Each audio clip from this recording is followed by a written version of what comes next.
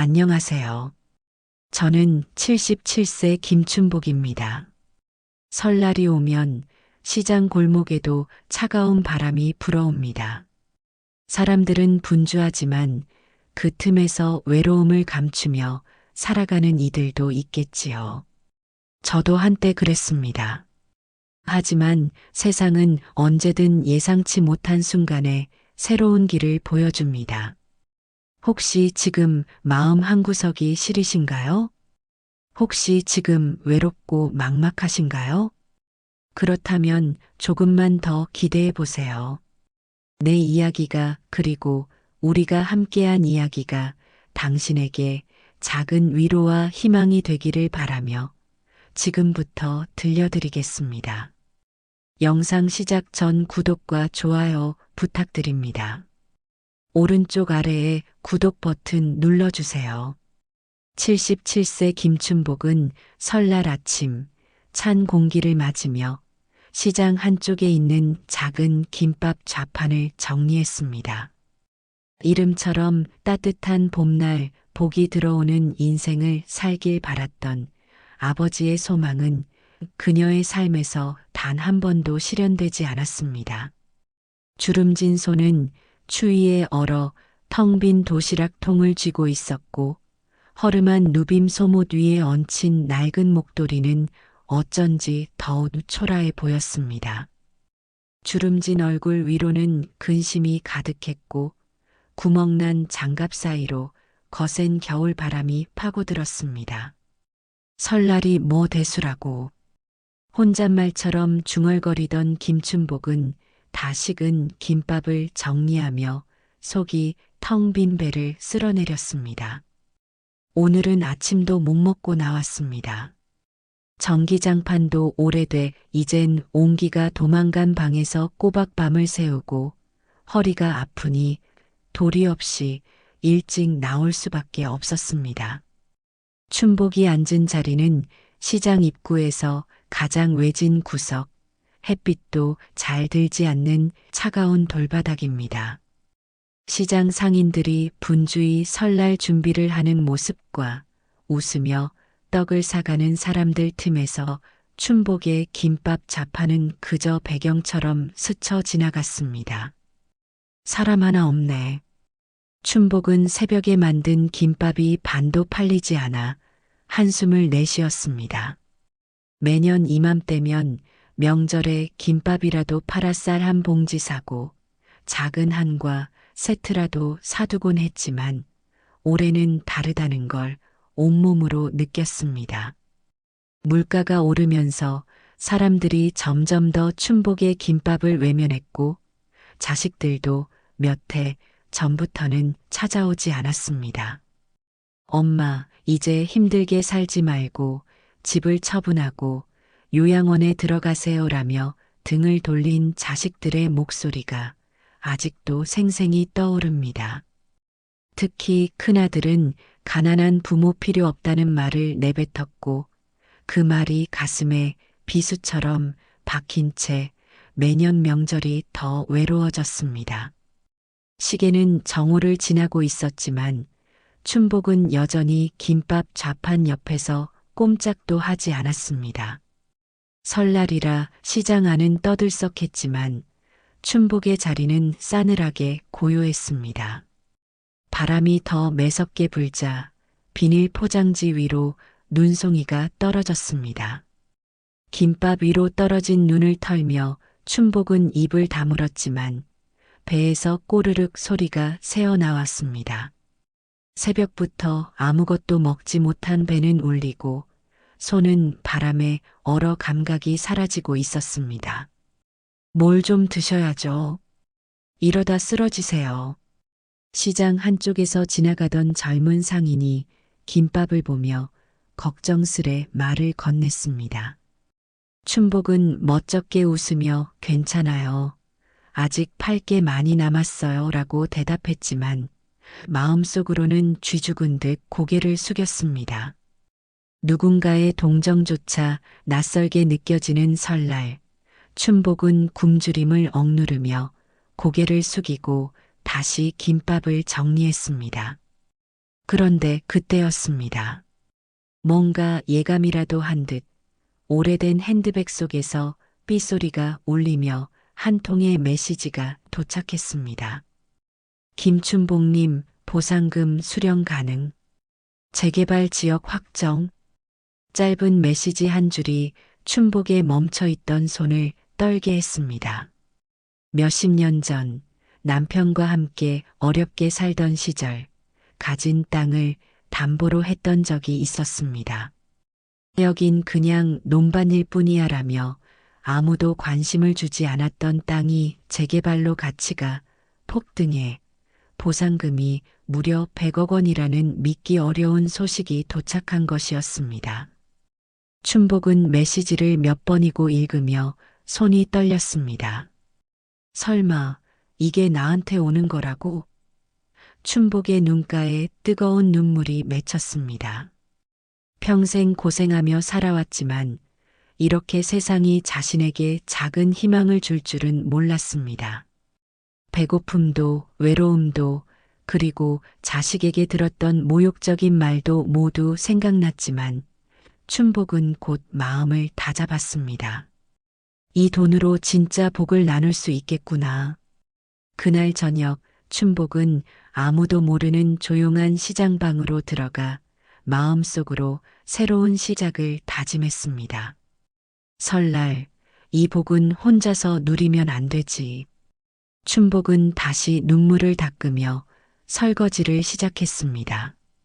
다음 날부터는 더 큰 변화를 준비하기로 다짐하며 오래전 자신에게 어울리지 않던 이름의 의미를 되새겼습니다.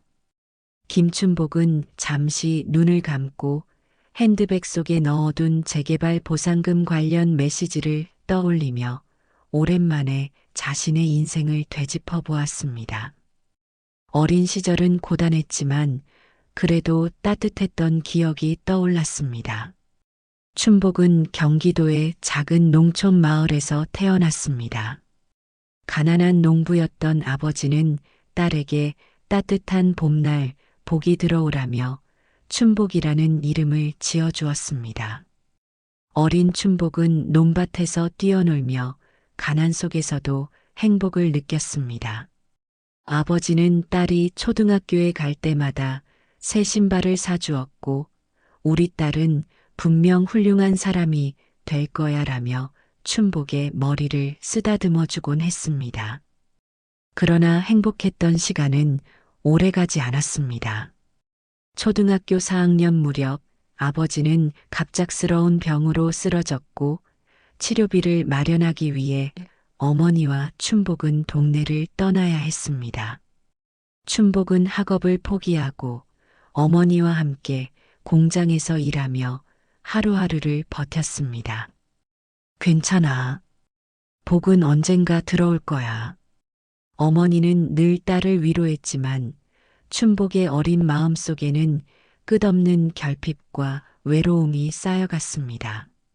20살이 되던 해 춘복은 한 공장에서 일하다 남편을 만났습니다.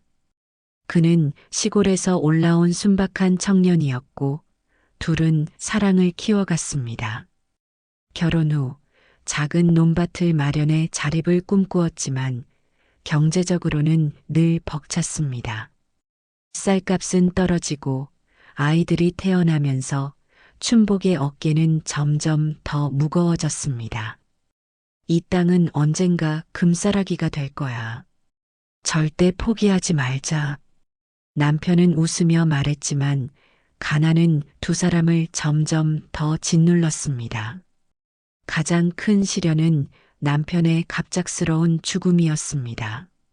아이들이 중학생이던 시절 남편은 사고로 세상을 떠났고 춘복은 새 아이를 홀로 키우기 위해 시장에서 김밥을 팔기 시작했습니다. 매일 새벽 4시에 일어나 김밥을 싸고 시장 구석에서 자리를 잡는 것이 그녀의 일상이 되었습니다. 이 김밥으로 애들 대학이라도 보내야지. 춘복은 스스로를 다독이며 버텼지만 현실은 냉혹했습니다. 아이들이 커갈수록 춘복은 점점 더 외로워졌습니다. 큰아들은 엄마 고생 많으셨죠라며 효도하는 듯 했지만 실제로는 춘복에 가진 돈을 빼앗아 갔습니다. 둘째 딸은 결혼 후 엄마도 이제 좀 쉬세요. 우리는 엄마 짐이 되고 싶지 않아요라며 연락을 끊었습니다. 셋째 아들은 대학 등록금을 위해 고생한 어머니의 희생을 잊고 엄마는 우리 인생에 더 이상 간섭하지 말라고 차갑게 말했습니다. 춘복의 가슴에는 그 말들이 비수처럼 박혔습니다. 나는 이렇게까지 고생했는데 왜 아무도 날 기억해주지 않을까? 춘복은 한 번도 자식을 원망한 적이 없었지만 마음속 깊은 곳에서는 잊히고 외면당한 슬픔이 차곡차곡 쌓였습니다. 그럼에도 춘복은 자식을 향한 애정을 놓지 못했습니다. 명절 때마다 작은 선물이라도 준비해 전해주려 했지만 돌아오는 답은 없었습니다. 춘복은 과거를 회상하며 땅의 재개발 소식을 떠올렸습니다. 남편이 이 땅은 언젠가 큰 돈이 될 거야 라고 말했을 때는 믿지 않았지만 결국 그의 말이 현실이 된 것이었습니다. 춘복은 핸드백 속 메시지를 다시 확인하며 작은 미소를 지었습니다. 그래, 이게 내게 남은 마지막 복일지도 모르겠구나. 춘복은 새벽 공기를 들이마시며 주방에 들어가 작은 밥솥을 올렸습니다. 이제부터는 나를 위해 살아야지. 다음 날 춘복은 시장 상인들을 불러 모아 작은 잔치를 열었습니다. 굳은 얼굴로 시장을 오가던 사람들은 춘복이 처음으로 자신들을 초대했다는 사실에 놀랐습니다. 춘복은 따뜻한 국밥과 손수 만든 김밥을 나눠주며 이젠 다들 우리 가족이야. 더 이상 혼자 설날을 보내지 않을 거야라고 말했습니다. 상인들의 얼굴에는 감동과 놀라움이 서렸고 춘복은 그 모습을 보며 오랜만에 마음속 따뜻함을 느꼈습니다. 김춘복은 설날 아침 작은 국밥 잔치가 끝난 뒤에도 마음이 무겁게 가라앉았습니다. 오래된 핸드폰 속 재개발 보상금 소식은 그녀에게 벅찬 희망과 동시에 설명할 수 없는 불안감을 가져다 주었습니다. 시장 상인들은 춘복의 소식을 듣고 축하드려요. 이제는 춘복님도 고생 끝이네요 라며 진심 어린 축하를 건넸지만 그녀의 얼굴은 한결같이 복잡한 표정을 띠고 있었습니다. 내가 이렇게 갑자기 부자가 돼도 되는 걸까? 라는 의문이 계속 머릿속을 맴돌았습니다. 그러던 저녁, 춘복의 오래된 집 초인종이 울렸습니다. 며칠째 낯선 전화를 받으며 마음이 불안했던 춘복은 얼어붙은 손으로 조심스럽게 문을 열었습니다. 문 앞에는 뜻밖의 얼굴들이 서 있었습니다. 오랜 시간 연락 한 번 없던 큰아들, 둘째 딸, 셋째 아들이 마치 약속이라도 한 듯 집 앞에 서 있었습니다. 큰아들은 세련된 정장 차림으로 서 있었고 둘째 딸은 비싼 핸드백을 들고 있었습니다. 셋째 아들은 고급 자동차 키를 손에 들고 있었지만 세 사람 모두 춘복의 얼굴을 보며 어색한 웃음을 짓고 있었습니다. 엄마, 오랜만이에요. 잘 지내셨어요? 큰아들이 부드러운 말투로 입을 열었지만 춘복은 그 말을 믿을 수 없었습니다. 이게 무슨 일이냐? 너희들이 다 같이 오다니. 춘복은 떨리는 목소리로 물었지만 자식들의 눈빛에서는 따뜻함보다는 계산적인 기색이 느껴졌습니다. 엄마, 소식 들었어요. 그 재개발 말이에요. 이제 엄마도 좀 편하게 사실 수 있겠네요. 축하드려요. 둘째 딸이 살갑게 웃으며 말했습니다. 그녀의 말에 춘복은 뭔가 찔린 듯 고개를 숙였습니다. 셋째 아들은 거실에 들어와 춘복의 낡은 의자에 앉으며 태연하게 말했습니다. 엄마, 그 돈이면 우리도 도와주실 수 있잖아요. 제가 요즘 사업이 좀 힘들거든요. 큰아들은 마치 대변인처럼 그동안 엄마가 우리 키우느라 얼마나 고생하셨어요. 이제 저희도 좀 잘 살 수 있게 도움을 주시면 좋겠어요 라고 덧붙였습니다. 춘복의 마음속에는 오랜 시간 쌓였던 서운함이 폭발할 듯 차올랐습니다. 하지만 그녀는 아무 말도 하지 않았습니다. 자식들의 태도가 점점 노골적으로 변하면서 집안의 공기는 점점 더 차갑고 무거워졌습니다. 둘째 딸은 거실을 둘러보며 한숨을 쉬었습니다. 엄마, 이렇게 오래된 집에서 살면 안 되죠. 차라리 그 돈으로 아파트를 사서 제 이름으로 해두세요. 제가 잘 관리할게요. 셋째 아들은 맞아요, 엄마. 지금 당장 돈을 나눠주시면 저희가 더 효도할 거 아니에요? 라고 말을 보탰습니다. 춘복은 자식들의 말을 들으며 손끝이 떨리기 시작했습니다. 그녀의 눈앞에는 젊은 시절 자식들을 위해 새벽마다 김밥을 싸고 추운 겨울에도 시장에서 버틴 자신이 떠올랐습니다. 효도? 이제 와서? 그녀는 자식들을 향해 고개를 들었지만 말끝은 차마 이어지지 않았습니다. 엄마, 저희가 엄마 위해서 하는 말이에요. 큰아들은 설득이라도 하듯 손을 내밀었지만 춘복은 그 손을 피했습니다. 자식들은 아랑곳하지 않고 돈 얘기를 이어갔습니다. 둘째 딸은 춘복의 보상금 메시지를 직접 보겠다며 핸드폰을 빼앗으려 했고, 셋째 아들은 엄마, 우리 가족인데 그 정도는 해줄 수 있는 거 아니에요?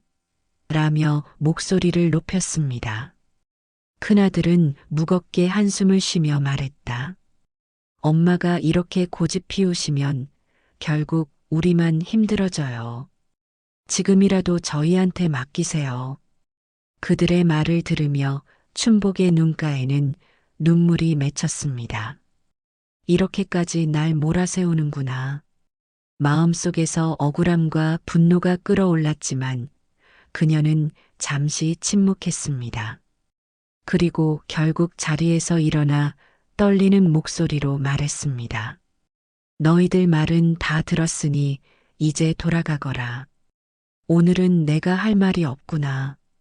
자식들은 당황하며 엄마, 저희가 나쁜 의도로 온 게 아니에요라며 애원했지만 춘복은 더 이상 귀 기울이지 않았습니다. 그녀는 문을 열어주며 오늘은 여기까지다라고 말했습니다. 자식들은 여전히 불만 가득한 표정으로 문 밖을 나섰습니다. 춘복은 문을 닫자마자 한숨을 쉬며 바닥에 주저앉았습니다. 손끝은 여전히 떨리고 있었고 눈물은 그녀의 주름진 뺨을 타고 흘러내렸습니다. 내가 뭘 잘못했을까? 자식을 위해 살았던 게 이렇게 돌아오는 건가? 춘복은 떨리는 손으로 찬장을 열고 오래전 자식들에게 주려고 준비했던 떡 한 상자를 꺼냈습니다. 차갑게 굳어버린 떡을 바라보며 그녀는 조용히 속삭였습니다. 내 복을 나눠줄 사람들은 너희들이 아닌가 보다. 김춘복은 자식들을 집에서 돌려보낸 뒤 며칠 동안 마음의 동요를 멈출 수 없었습니다. 문득 조용한 집안 구석구석을 둘러보니 오래된 벽지, 삐걱거리는 바닥, 낡은 냉장고가 눈에 들어왔습니다. 이곳은 남편과 함께 시작한 삶의 첫 터전이었고 자식들이 커가며 웃음소리로 가득했던 곳이었습니다. 하지만 지금은 아무 소리도 없는 고요함 속에서 과거의 따뜻한 기억이 서글프게 느껴졌습니다. 그녀는 자신을 향한 자식들의 태도를 곱씹으며 복잡한 마음으로 하루하루를 보냈습니다. 내가 잘못한 걸까? 자식들을 키우며 너무 희생했던 걸까? 며칠 후 평온함을 깨는 일이 또다시 벌어졌습니다. 이른 아침부터 들려오는 초인종 소리에 춘복은 가슴이 철렁 내려앉았습니다. 설마 또 문을 열자마자 예상대로 큰아들과 둘째 딸이 서 있었습니다. 큰아들은 여전히 말끔한 정장을 차려입었지만 얼굴에는 조급함이 서려 있었습니다. 둘째 딸은 한 손에 무언가 서류를 들고 있었고 거칠게 말문을 열었습니다. 엄마, 이제 결정을 내리셔야 해요. 저희가 엄마를 위해 더 이상 기다릴 수 없어요. 춘복은 당황스러움에 말문을 닫은 채 자식들을 바라보았습니다. 엄마, 이렇게 말씀드려서 죄송하지만 이건 다 엄마를 위한 거예요. 큰아들은 기름기 가득한 말투로 설득을 시도했지만 춘복은 점점 그 말 속에 담긴 조소를 느낄 수 있었습니다. 둘째 딸은 가져온 서류를 탁자 위에 던지며 강하게 말했다. 여기에 서명만 하시면 돼요. 재개발 보상금 중 일부만 우리한테 나눠주면 되잖아요. 엄마는 아직도 고집 피우고 계세요? 이건 내 돈이다. 내가 평생 고생해서 여기까지 온 건데 너희들이 왜 내게 이런 걸 요구하니? 춘복은 떨리는 목소리로 대답했습니다. 그러나 둘째 딸은 엄마 그러니까 저희도 어렵다고요. 우리가 엄마 대신 얼마나 고생했는데 이제는 좀 편하게 살게 해주세요. 라고 냉소적으로 받아쳤습니다. 큰아들은 한 발 더 나아가 엄마가 안 해주시면 저희가 정말 나쁜 아들딸이 돼야겠어요? 라며 은근히 협박을 하기 시작했습니다. 셋째 아들까지 뒤늦게 등장하며 갈등은 절정에 이르렀습니다. 그는 거친 말투로 소리를 질렀습니다. 엄마, 여기 서명 안 하면 소송이라도 걸겠어요. 엄마는 우리 엄마잖아요. 이게 당연한 거 아니에요? 그 말에 춘복의 마음속 억눌렸던 분노가 서서히 터져나왔습니다. 너희는 나를 필요로 하지도 않았고 나를 가족으로 여기지도 않았잖아. 그런데 돈이 생기니까 갑자기 찾아와서 이게 무슨 짓이냐? 춘복의 눈에는 뜨거운 눈물이 흘렀습니다. 자식들은 그런 어머니의 마음을 헤아리기는커녕 오히려 조바심에 가득 찬 표정을 지었습니다. 어머니, 돈만 주시면 저희가 잘 살게 해드릴게요. 더 이상 고집 부리지 마세요. 큰아들이 소리쳤습니다. 셋째 아들은 테이블 위에 있던 보상금 관련 문서를 강제로 손에 쥐고 서명하도록 종용했습니다. 춘복은 그런 자식들을 바라보며 손끝이 떨렸습니다. 그녀의 머릿속에는 남편이 했던 말이 떠올랐습니다. 춘복아, 절대 내가 고생해서 얻은 걸 쉽게 내어주지 마라. 그건 내 인생의 증거니까. 그 순간 춘복은 더 이상 참을 수 없었습니다. 그녀는 자리에서 벌떡 일어나 떨리는 목소리로 외쳤습니다. 당장 나가. 내 집에서, 내 삶에서 당장 나가라고. 이제 너희들에게 줄 것도 할 말도 없어. 그녀의 단호한 태도에 자식들은 당황했지만 결국 문을 쾅 닫고 나갔습니다. 자식들이 떠난 뒤 춘복은 텅 빈 거실 한가운데 서서 눈물을 주체할 수 없었습니다. 그러나 그녀의 눈물에는 후회만 있는 것이 아니었습니다. 춘복은 마음속으로 결단을 내리고 있었습니다. 춘복은 자식들을 향한 미련을 내려놓기로 결심했습니다. 그녀는 자리를 박차고 시장으로 향했습니다. 여전히 추운 겨울바람이 불었지만 이상하게도 이번만큼은 시장 골목의 온기가 느껴졌습니다. 그녀가 좌판을 펼치는 자리에는 익숙한 얼굴들이 있었습니다. 10년 넘게 함께 장사하며 한솥밥을 나눈 사람들. 장날이면 늘 인사를 나누고 힘든 일이 있을 때면 조용히 반찬 한 접시를 건네주던 사람들이었습니다. 며칠 전 춘복이 쓰러질 뻔했던 기억이 떠올랐습니다. 설날 장사 준비로 밤을 새운 탓인지 몸이 극도로 지쳐 있었고 김밥을 싸다가 손이 떨려 칼을 놓쳤습니다. 그때 국밥집을 운영하는 박 할머니가 다가와 걱정스레 물었습니다. 이봐, 김 사장. 오늘따라 얼굴이 안 좋아. 무리하지 말고 가게 들어가서 좀 쉬어. 에이, 괜찮아요. 아직 김밥도 못 팔았는걸요. 아직도 그렇게 고집이야? 잠깐만 기다려. 잠시 후 박 할머니는 따뜻한 국밥 한 그릇을 들고 와서는 이거나 한술 뜨고 해. 장사보다 건강이 먼저지. 라며 건넸습니다. 춘복은 그날 국밥 한 그릇에 울컥하며 눈시울이 붉어졌습니다. 또 작년 여름 폭우가 쏟아지던 날도 떠올랐습니다. 장사를 마치고 집으로 가려는데 빗물이 골목을 따라 들이쳐 춘복의 김밥 좌판이 넘어졌습니다. 장만한 재료가 바닥에 나뒹굴었고 힘없이 서 있던 그녀를 보고 야채가게 최 사장이 우산을 들고 뛰어왔습니다. 김 사장, 이게 무슨 일이야? 혼자 다 치우려 하지 말고 어서 피하라고. 그리고는 말없이 바닥에 흩어진 재료들을 주워 담았습니다. 빵집을 운영하는 이 사장도 달려와 망가진 좌판을 정리하는 걸 도왔고 떡집 아주머니는 손을 꼭 잡으며 장사 몇 푼 손해본다고 기죽지 말아요. 우리 다 같이 살자고 있는 건데 라고 말했습니다. 그때부터였다.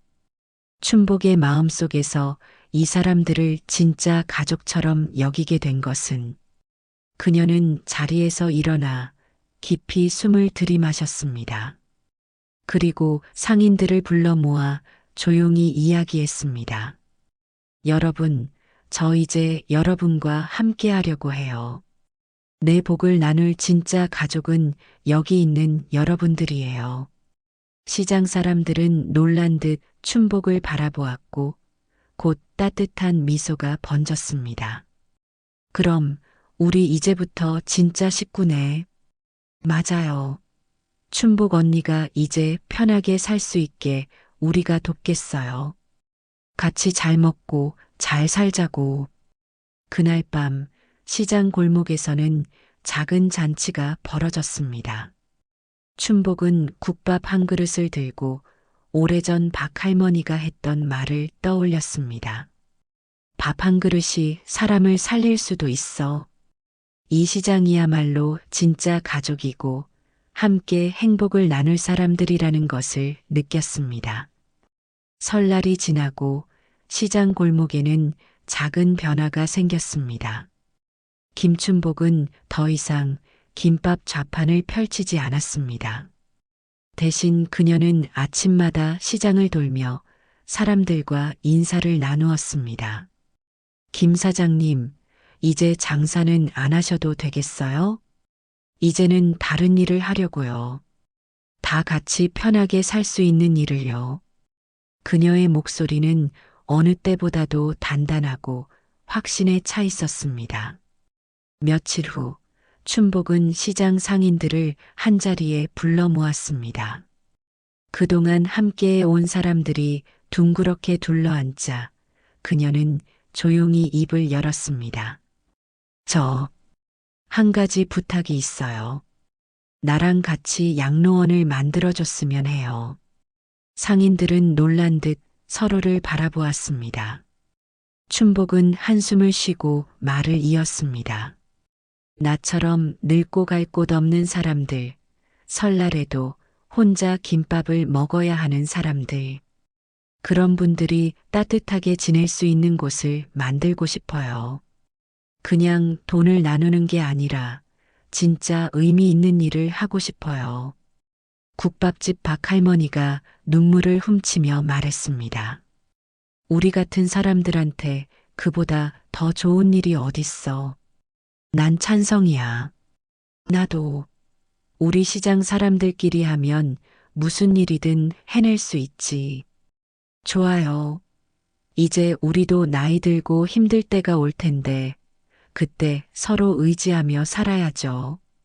그날 저녁 춘복은 시장 사람들과 함께 봄날의 집이라는 이름을 가진 무료 양로원 설립을 준비하기 시작했습니다. 이름처럼 봄날처럼 따뜻한 곳이 되길 바라는 마음에서 지은 이름이었습니다. 몇 달 후 드디어 무료 양로원이 문을 열었습니다. 시장 골목에서 멀지 않은 곳, 햇빛이 잘 드는 넓은 건물 한 채를 마련해 따뜻한 방과 식당, 작은 정원을 갖춘 공간이었습니다. 시장 사람들은 틈날 때마다 양로원을 찾아와 자원봉사를 하며 어르신들과 함께 시간을 보냈습니다.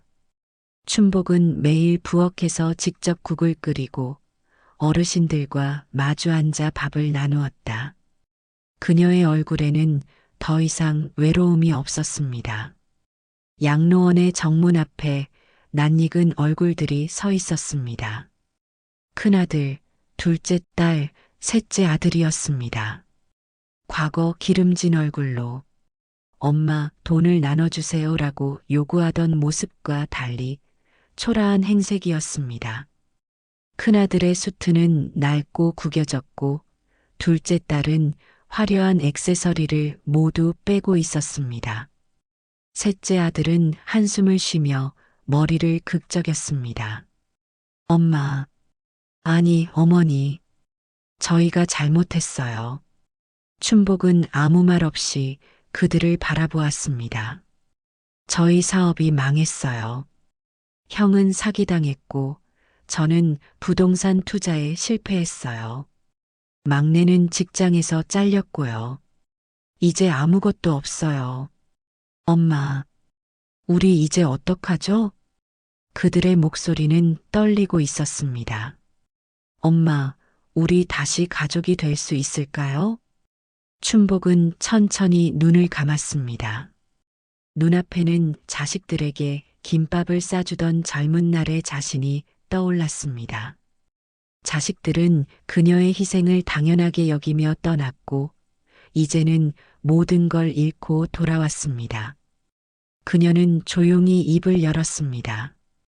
가족? 가족이 그렇게 쉽게 버릴 수 있는 거였니?